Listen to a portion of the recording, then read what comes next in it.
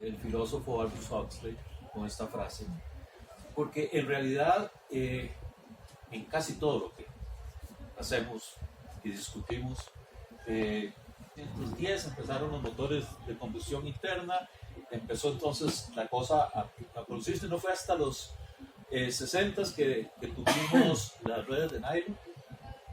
Los radares vinieron después de la Segunda Guerra Mundial en los 40.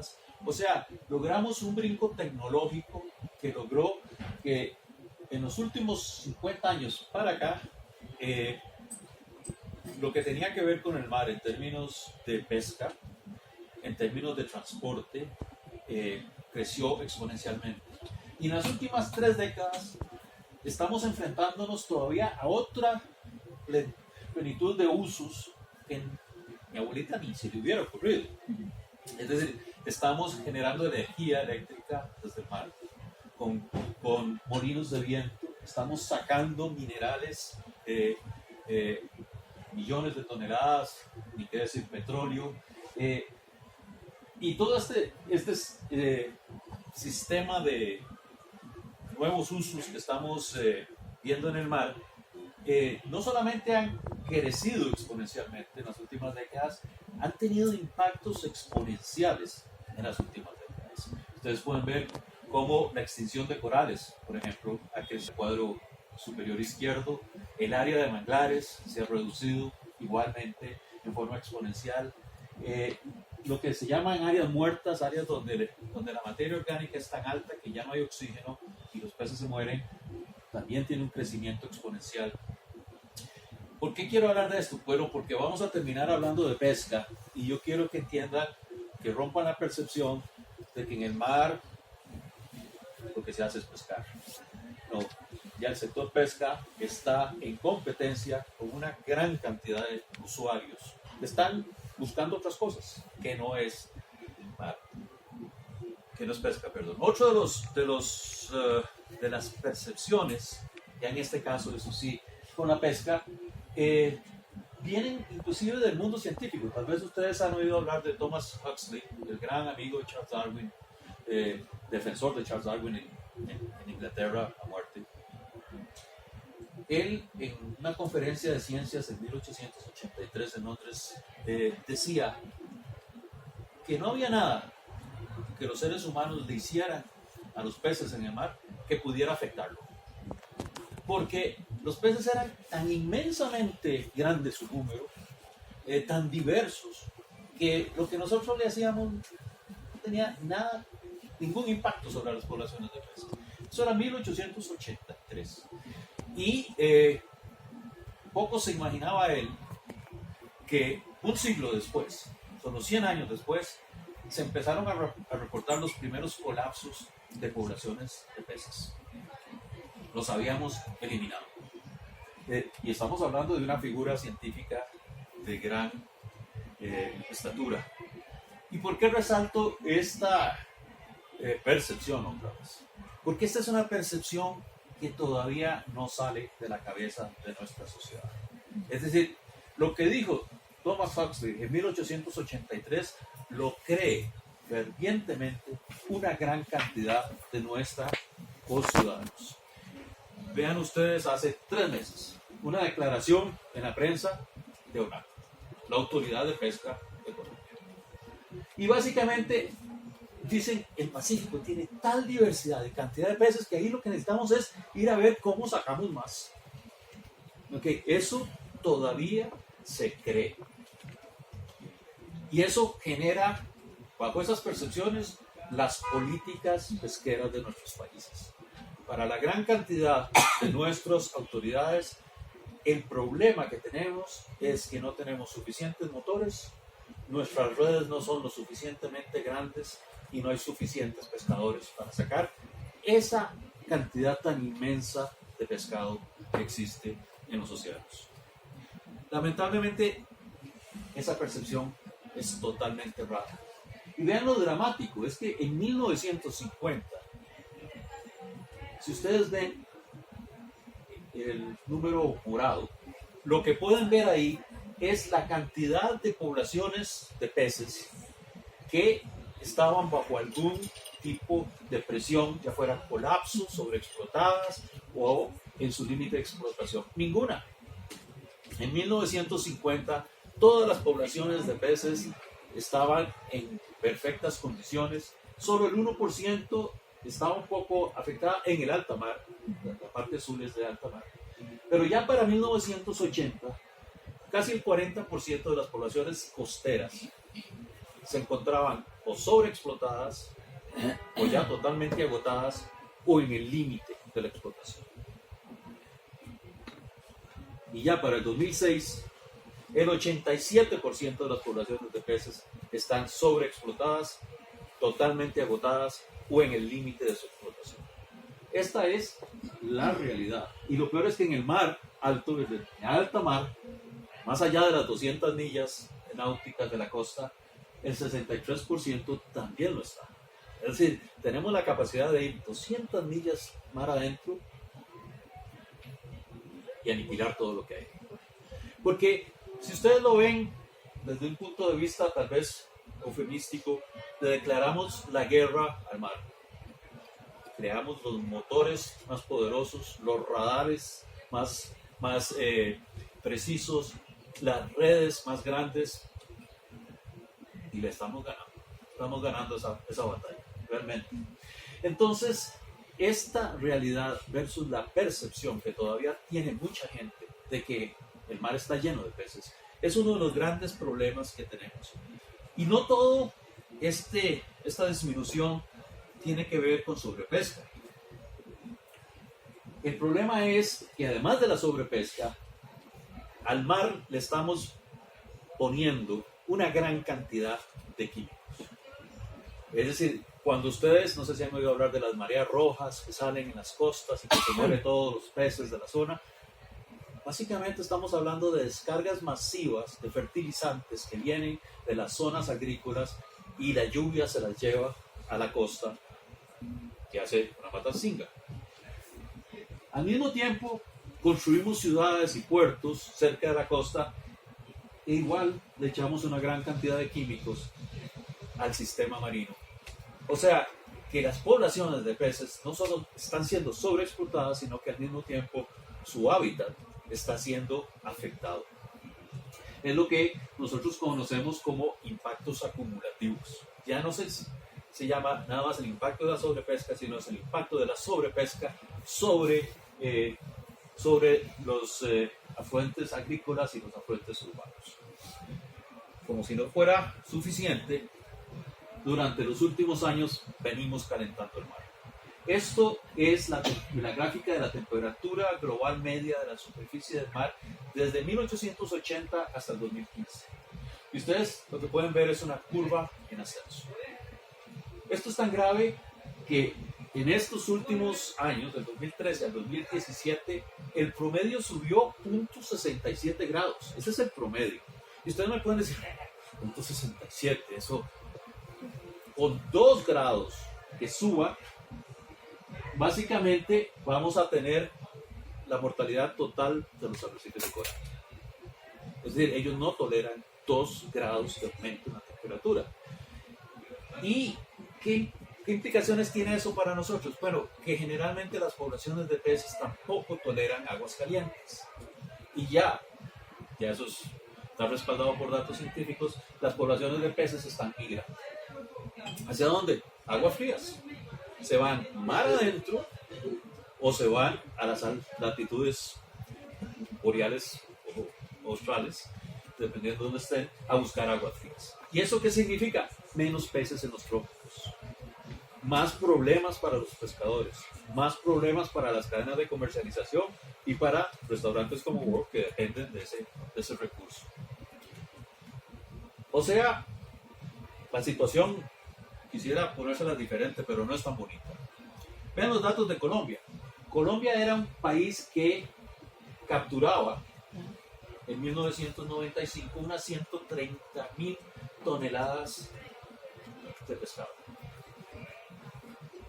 En este momento anda cerca de 35.000 toneladas. Entonces, cuando hablamos de que no hay pescado, sí, es que no hay pescado. No hay, se está acabando. Ahora, ¿qué esperanzas tenemos? Vea la acuicultura. En este momento, la acuicultura superó por mucho, desde hace 4 o 5 años, superó a la cantidad de pescado que se pesca. Lo cultivado es mayor. Y por eso vemos como ahora muchas veces tenemos tilapia en los menús, en lugar de tener pargo o tener, porque básicamente el suministro es mayor. Vean la captura por unidad de esfuerzo, tal vez para que me entiendan, es la cantidad de pescado que se está sacando por día de pesca invertido en este caso. Porque uno puede decir, bueno, es que se captura menos porque están pescando menos. No, este es, si lo utilizamos por día de pesca, es decir, el día que fue el pescador, cada vez que él sale, recoge menos y menos, menos. Ahora, ¿cómo ha logrado Colombia seguir comiendo pescado? Exportando e importando. Entonces, ahora Colombia come pasa de Vietnam, tilapia de China y otras especies, porque al final de cuentas necesita comer pescado. ¿De dónde sale el pescado en Colombia? El 34% sale de la costa pacífica. Ya la costa caribe básicamente es historia. El Caribe tiene un porcentaje muy pequeño de captura. La cuenca del Magdalena, como un 10%, peces de agua dulce. Y las otras 4 cuencas grandes de Colombia aportan el resto. El 48% de acuacultura. O sea, ya acuacultura es casi la mitad del pescado generado en Colombia. Con esto quiero llamarle la atención a 2 cosas principales. Primero,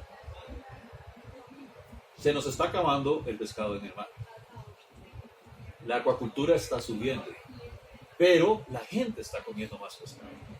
Si usted ve los datos de consumo per cápita por año en Colombia, hace 30 años se comía cerca de 3 kilos de pescado por cada colombiano. En este momento los datos no son tan exactos, entre 8 y 10 kilos de pescado per cápita por año. ¿Cuánto consume un país normal, desarrollado? 24 kilos per cápita por año. O sea, probablemente Colombia va hacia comer 20 kilos de pescado per cápita por año. ¿De dónde va a salir ese pescado? Si el mar se está agotando, probablemente del cultivo. Es donde va a salir. Entonces, con esto quiero decirles, bueno, cambiemos un poco esas percepciones que tenemos de que el mar es inagotable, se nos está agotando. No nos desesperemos porque se está logrando suplantar eso con cultivo. Bien, hay otro tema que me interesa que quede claro para un consumidor, y estoy asumiendo que la mayor parte de ustedes son consumidores, es que logren diferenciar entre pesca sostenible y pesca responsable. Ustedes a cada rato dicen, ven un anuncio de un restaurante, dice, nosotros servimos pescado sostenible, producto de la pesca sostenible. ¿Qué es sostenible? Bueno, es aquella pesca que puede mantener o inclusive aumentar el nivel de producción de pescado en el largo plazo. O sea, que ni las poblaciones ni el ecosistema están siendo afectados en el largo plazo por esa actividad.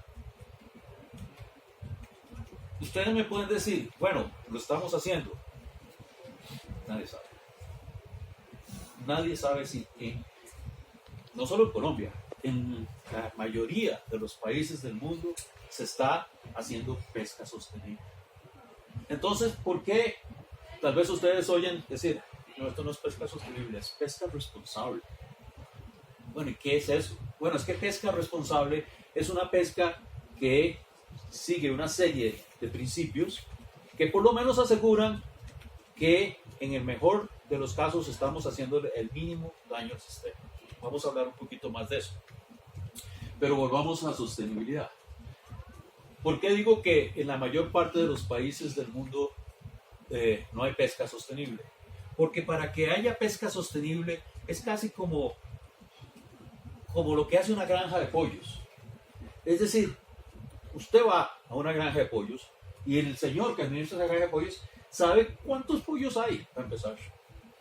Y sabe dónde están, cuántos de ellos son pollitos, cuántos son gallinas, cuánto va a tardar el pollito en poner huevos.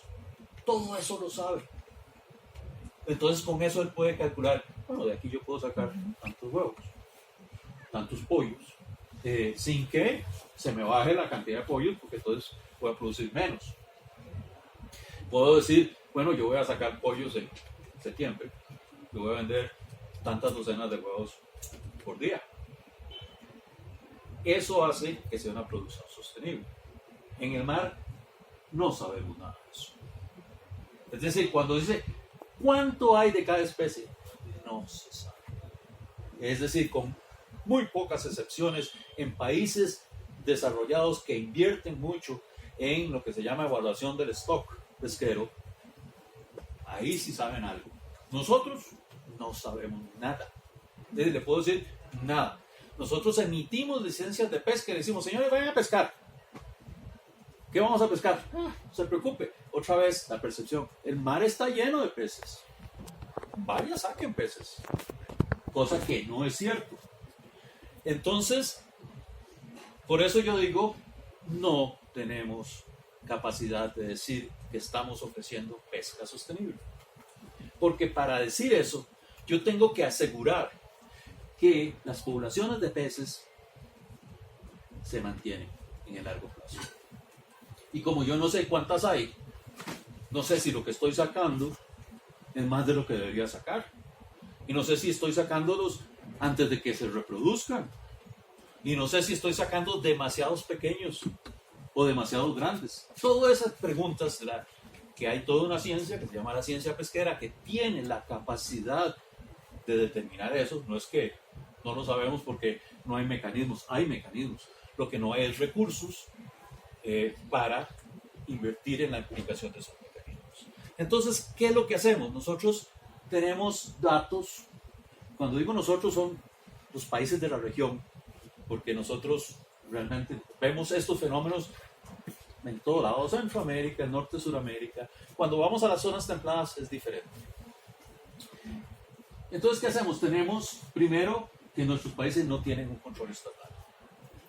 En Colombia, por ejemplo, solo el 32% de los pescadores se estima, porque nadie ha hecho un censo, se estima, están, ¿cómo es que le dicen aquí? Licenciados.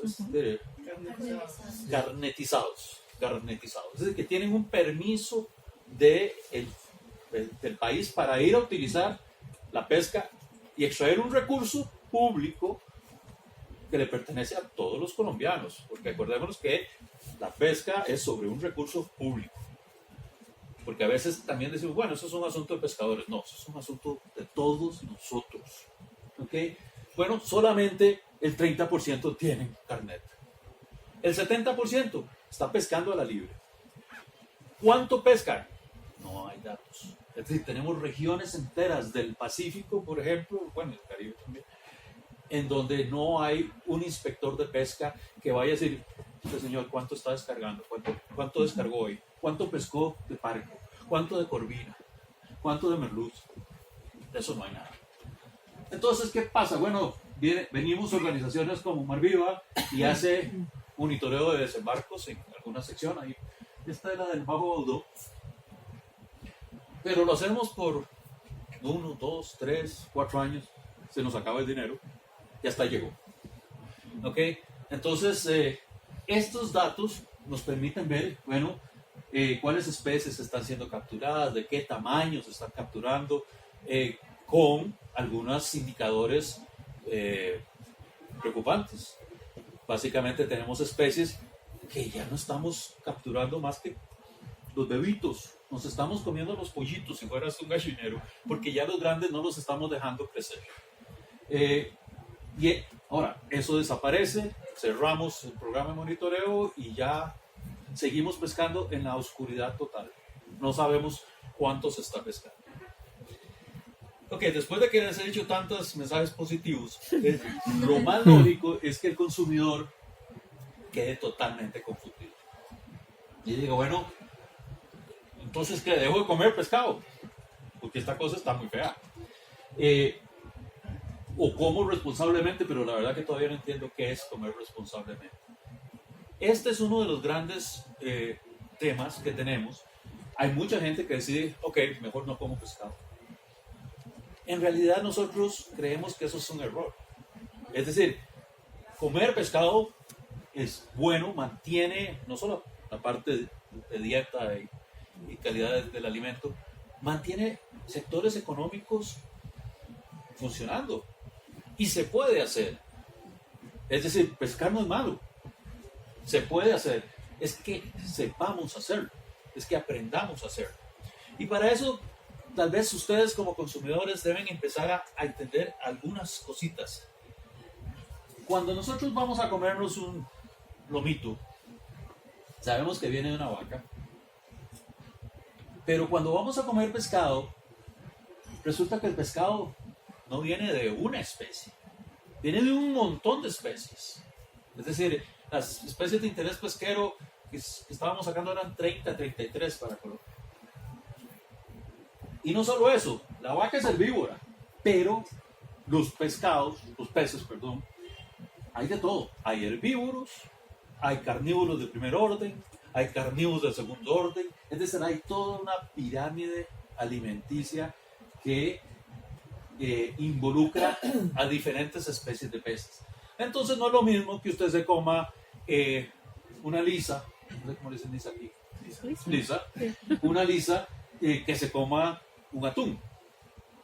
Están en diferentes niveles tróficos que llamamos. ¿Y qué hacemos con la cadena alimenticia? Es muy importante. ¿Qué pasa si el tercer eslabón, que son consumidores secundarios que se alimentan de pequeños peces y crustáceos, los extinguimos? Bueno, ¿qué pasaría entonces con el cuarto y el quinto y el sexto eslabón? Ya no tienen que comer. Entonces el impacto nuestro no es solamente en ese eslabón. Si comiéramos todas las vacas que hay en un potrero, nada pasa, porque nadie más que nosotros se come la vaca. En el mar, usted se come un eslabón, lo hace desaparecer y eventualmente afecta a los otros. Curiosamente, usted se come el quinto eslabón, bueno, entonces comámonos el quinto, porque ahí para arriba a nadie afecta.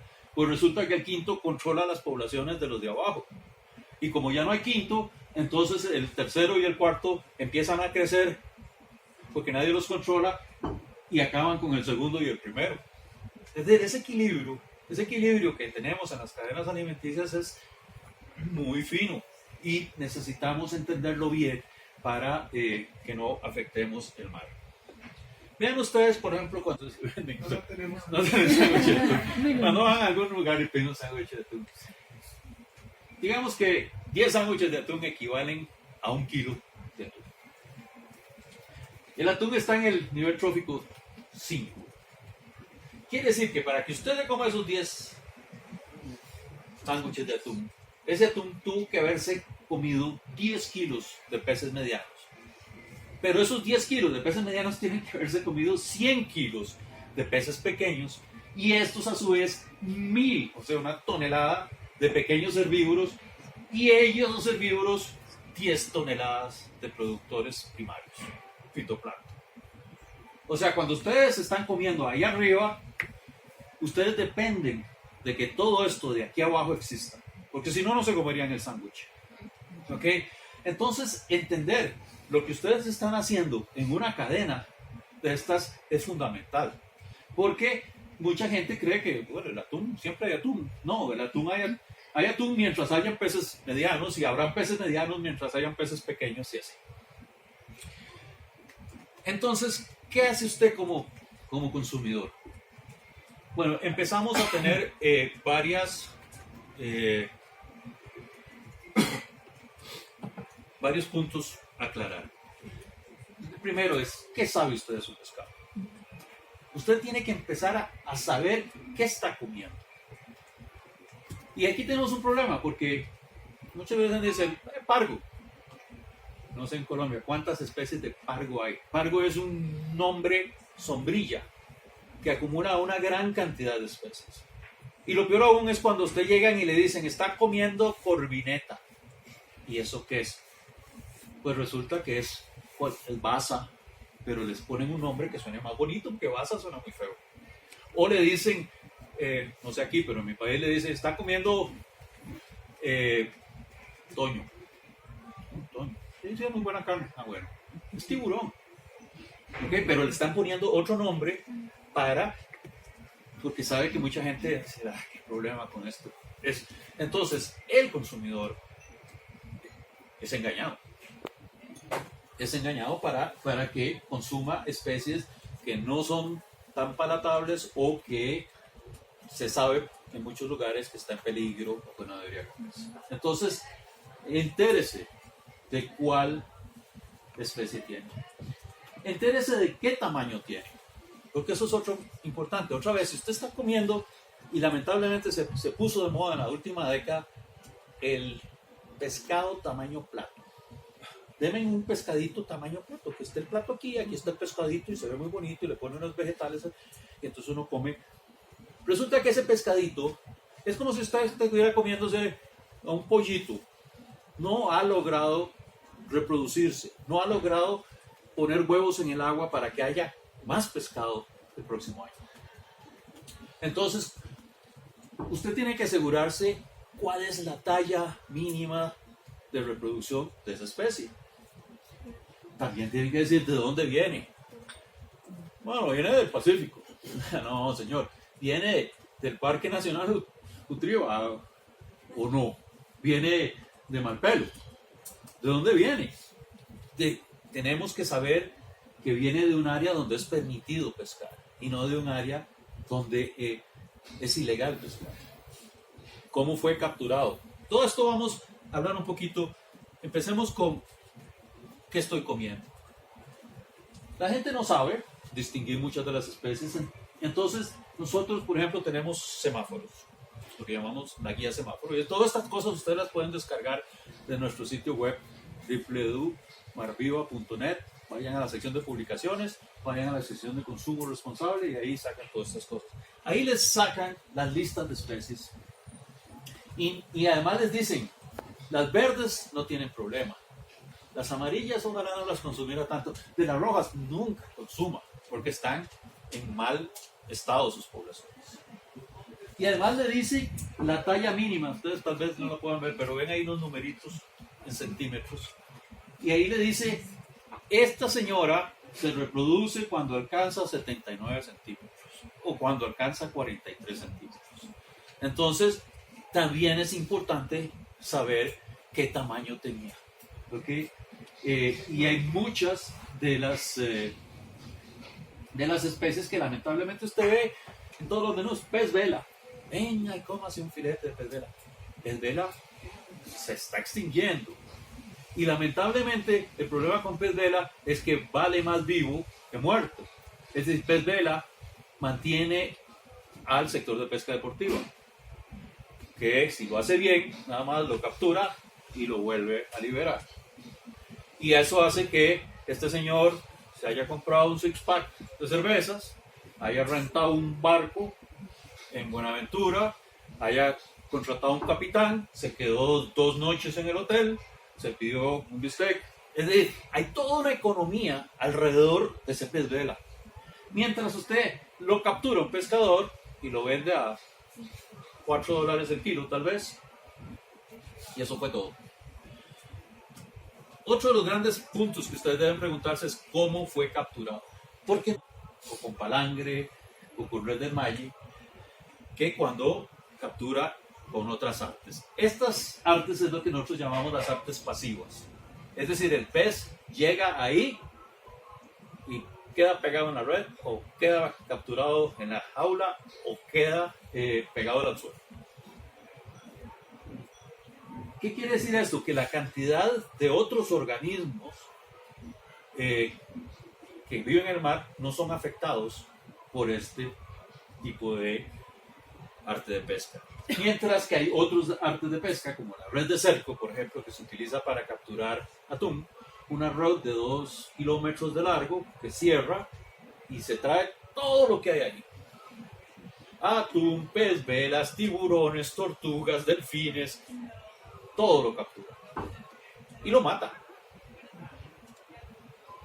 Levantan el atún, botan las tortugas, botan los delfines, botan los tiburones muertos y nos vamos para casa. Eso es lo mismo con arrastre. Cuando ustedes piden el camarón, ustedes dicen, ¿este es camarón de arrastre o es camarón cultivado? Porque si es de arrastre significa que por cada kilo de camarón que usted se está comiendo, mató cerca de 96 kilos de otros organismos. Es decir, por cada kilo de camarón se captura, en el mejor de los casos, 80, en el peor de los casos, 98 kilos de pececitos, algas, crustáceos, todo lo que hay en el agua que venía en el fondo marino. Entonces tenemos ese gran problema con las artes de pesca que hacen que tengamos que ser muy claros. Vean, por ejemplo, lo que les mencionaba sobre el arrastre. Estas redes que ustedes ven ahí con dos cosas negras, eso es lo que llaman los portones, que son dos tablas grandotas y pesadas que sirven para que la boca de la red se mantenga abierta, y eso es arrastrado por el fondo del mar. Depende, 2 horas, no, generalmente 4 o 6 horas, y ahí recoge todo. Es decir, cuando dicen arrastre es porque arrastra, es decir, arrastra todo. Entonces, luego la descargan sobre el arco y empiezan, ustedes podrán ver allá abajo al señor con una pala, botando todo lo que no es camarón. Hay unos señores ahí que empiezan a decir camarón, basura, y terminan, ¿cuánta basura? Entre 80 y 90% de lo que descargó, versus el 10 al 20% en camarón. Entonces, por eso es que nosotros decimos, ojalá que los camarones sean de cultivo, porque en este momento ustedes vieron las tendencias, los cultivos están aumentando. ¿Cómo pueden saber más sobre los tipos de arte de pesca? Igual, pueden ir a nuestro sitio, allá hay unas publicaciones que dicen artes y métodos e implementos de pesca. Y en cada uno de ellos se describe cómo funciona, cómo se le llama en cada uno de los países donde estamos, y se describe básicamente cómo funciona esa arte. Así pueden aprender un poquito más. Otro de los grandes temas, muy bien, ya me retrocedí. Otro de los grandes temas es la cadena de comercialización. Ustedes tienen que entender de dónde viene su pescado. No solamente dónde fue pescado, sino cómo vino. O sea, por allá anda el señor en el Bajo Baudó pescando en una de esas canoas, la descarga por aquí, viene un centro de acopio, ese centro de acopio recibe, y hay gente que la recibe en Bogotá, en Medellín, la procesa y se la vende a usted en un restaurante. ¿Cómo funciona esa cadena? Y hay muchas preguntas con relación a eso. ¿Dónde están? ¿Cuáles son sus clientes? ¿Cuáles fueron los hoteles y restaurantes a los que les vendió? ¿Y cómo es el consumidor? Es decir, generalmente ¿es un consumidor con conciencia o es un consumidor que no importa? Este tipo de cosas es lo que hace la diferencia entre una cadena de comercialización y lo que nosotros llamamos una cadena de valor. ¿Qué es una cadena de valor? Es una cadena donde hay criterios de responsabilidad en cada uno de sus labores. Es decir, tanto el pescador como el centro de acopio, como el procesador, como el restaurante, siguen ciertos criterios que hacen que sea el mejor manejo posible de ese recurso. Son muy transparentes en cuanto a cómo están comprando. Esto es muy importante, trazan. Es decir, usted coge ese filete y a usted le pueden decir de dónde vino, quién lo pescó, dónde lo capturaron, cuánto pesaba el pez original, porque obviamente usted se está comiendo un filete nada más. Todo eso lo puede hacer gracias a un sistema de trazabilidad. Y como dice aquí, pues este sistema permite tener más información de las especies, ayuda a que se conserven y permite que todos los eslabones estén más informados sobre esto. Ahora, ustedes dirán, bueno, diablos, eso es un montón de cosas por saber. Es decir, yo lo que quería era comerme un filete y usted me está haciendo estudiar una tesis doctoral. Ok, hay una gran cantidad de organizaciones que salen en ayuda del consumidor y dicen, ok, espérate, yo voy a hacer todo eso y te voy a decir si esto realmente es responsable. Es lo que se llaman las certificaciones o etiquetados.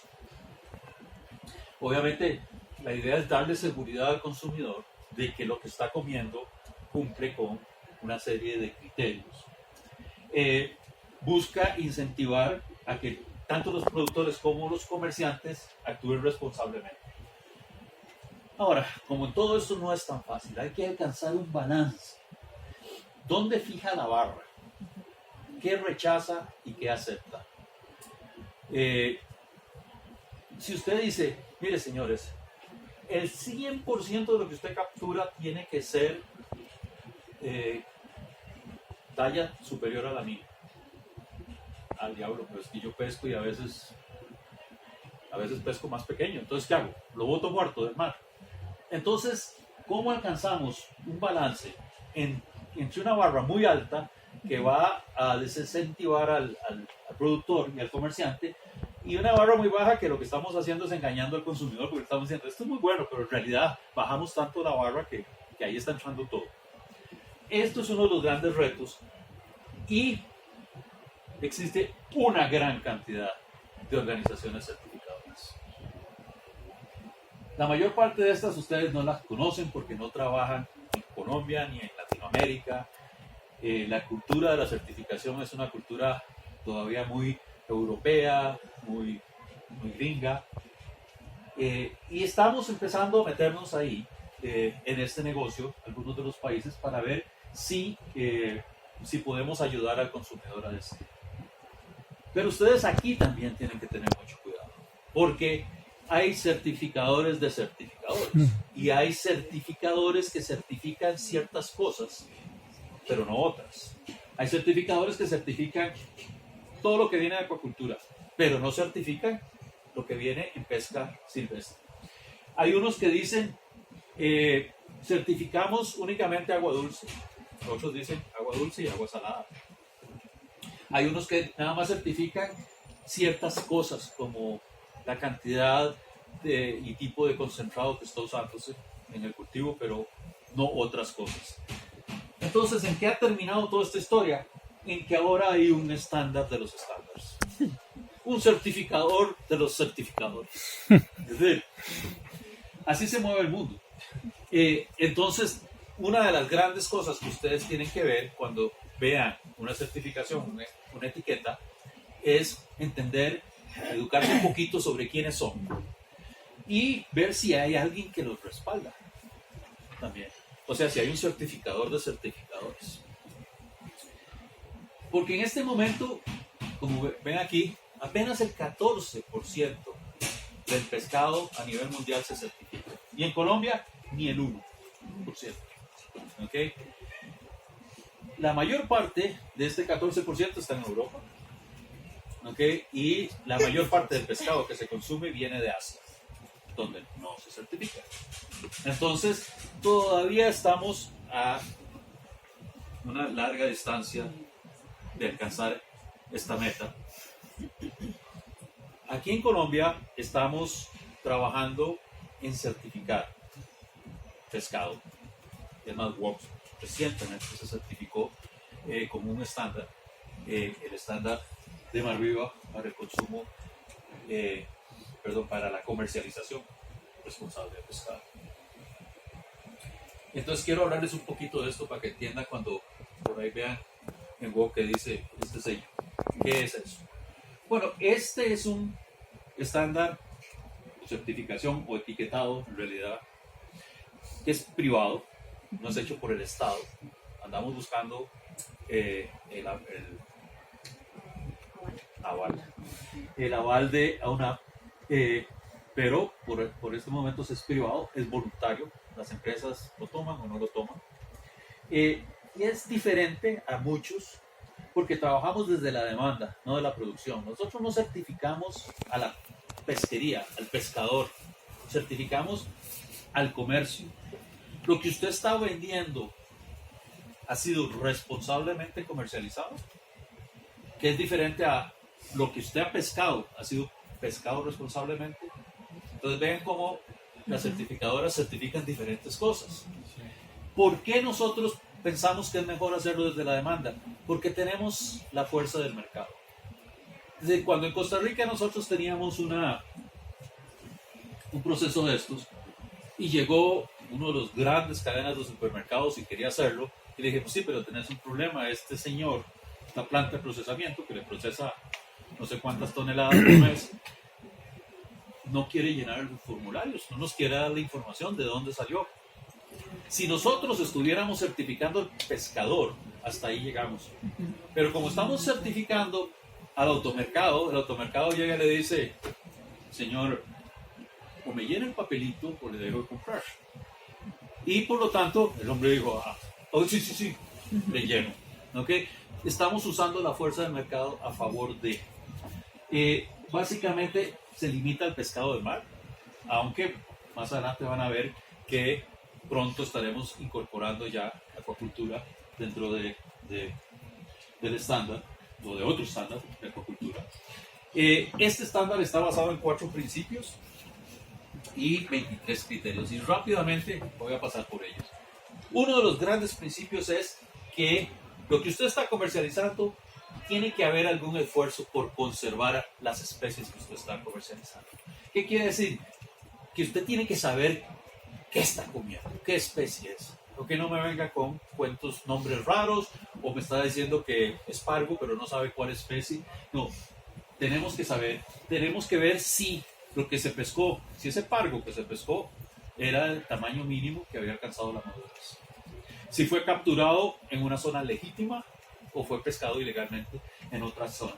Está trazado, quiere decir que hay un formulario que te dice quién lo pescó, qué embarcación, dónde, cuánto pesaba, con qué arte, ¿okay?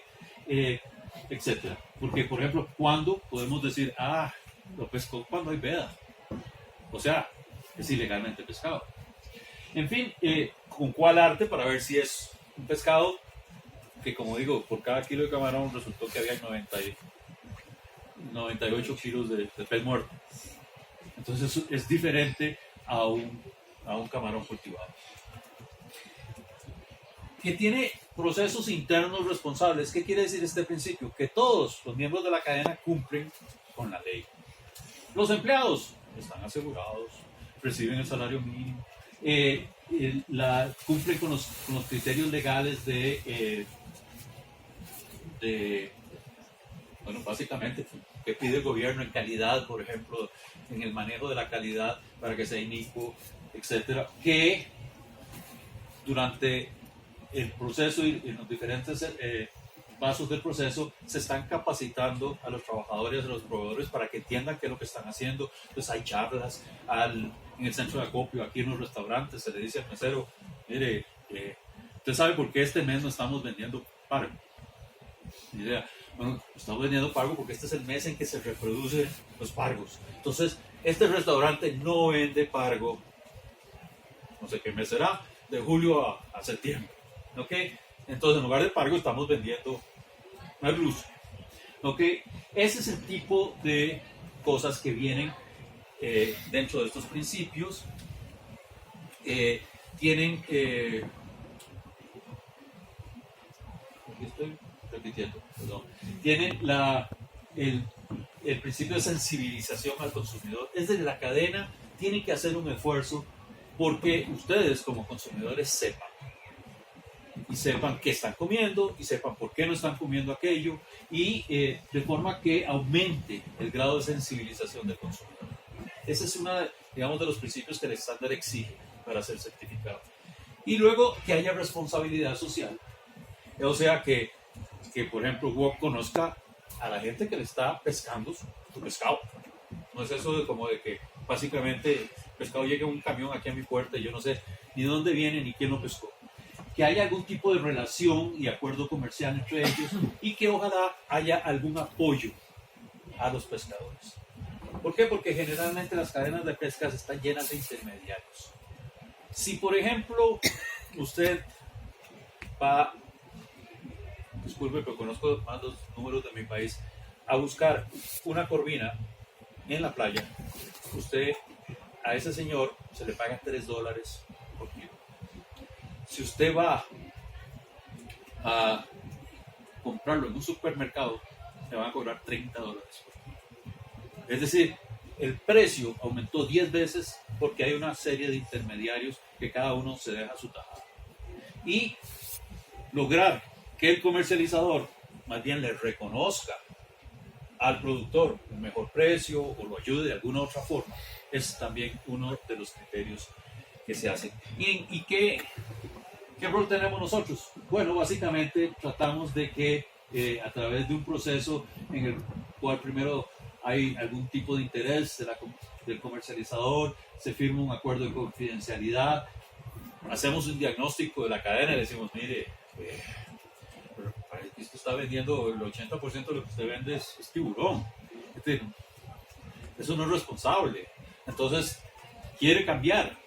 Y ahí tenemos gente donde dijo, ok, se cerró el pez vela, se cerró el mero, se cerró lo que fuera la especie que estaban vendiendo que está en peligro. Se hace un plan de trabajo, se hace un acuerdo y se implementa y eventualmente se llega a certificar. Algunas de las cosas, bueno, nosotros prestamos, ¿qué es la gran diferencia? Los volúmenes de pesca responsable. Es decir, cuando usted ve a un restaurante con un sello de oro, quiere decir que entre el 90 y el 100% del pescado comercializado ahí cumple con todos los criterios. ¿Okay? Cuando ve uno de plata, entre 40 y 89. Y entonces mira, 40. Bueno, sí, por eso hicimos, vamos a hacer bronce, que es 40 a 69, pero además el bronce solo puede un año. Si usted en un año no pasó a plata o oro, se sale del programa. ¿Okay? Porque ese es un estímulo para que entren, para que traten de certificarse, pero demasiado bajo para nosotros que andan entre un 40% de su producto. Entonces, para nosotros por lo menos debe tener un 70% del producto que está vendiendo.